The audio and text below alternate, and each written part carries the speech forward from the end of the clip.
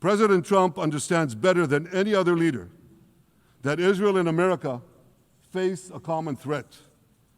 He showed the world that when Iran and its proxies murder Americans, take Americans hostage, shout death to America, burn American flags, and try to assassinate the President of the United States, not once, but twice. He showed them there is a price to pay for all that.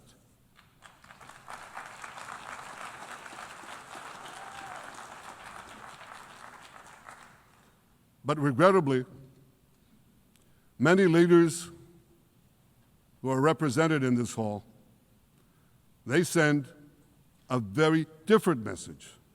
Sure, in the days immediately following October 7th, many of them supported Israel.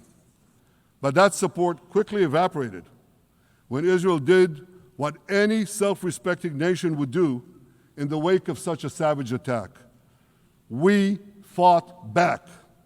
Now just imagine, just sit back for a second and imagine an attack against America proportioned to the attack against Israel on October 7th.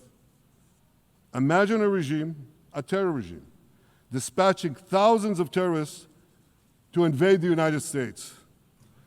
They massacre 40,000 Americans. They take 10,000 Americans hostage. What do you think America would do? You think America would leave that regime standing? You don't think that. No way, not a chance.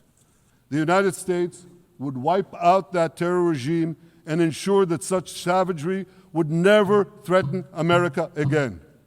This is precisely what Israel is doing in Gaza.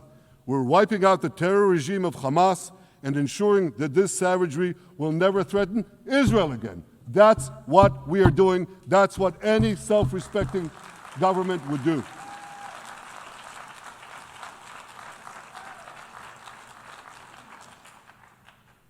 Yet, and it's a yet that I'm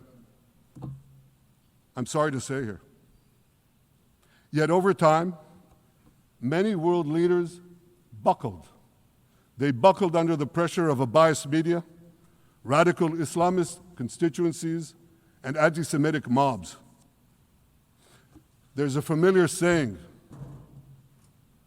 when the going gets tough, the tough get going.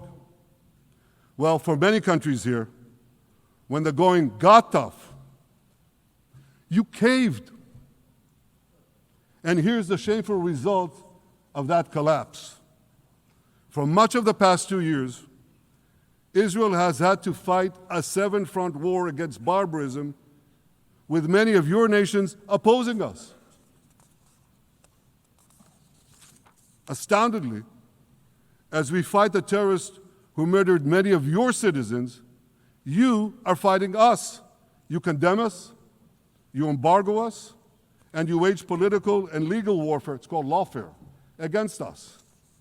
I say to the representatives of those nations, this is not an indictment of Israel. It's an indictment of you. It's an indictment of weak-kneed leaders who appease evil rather than support a nation whose brave soldiers guard you from the barbarians at the gate. They're already penetrating your gates. When will you learn? You can't appease your way out of jihad, and you won't escape the Islamist storm by sacrificing Israel. To overcome that storm, you have to stand with Israel.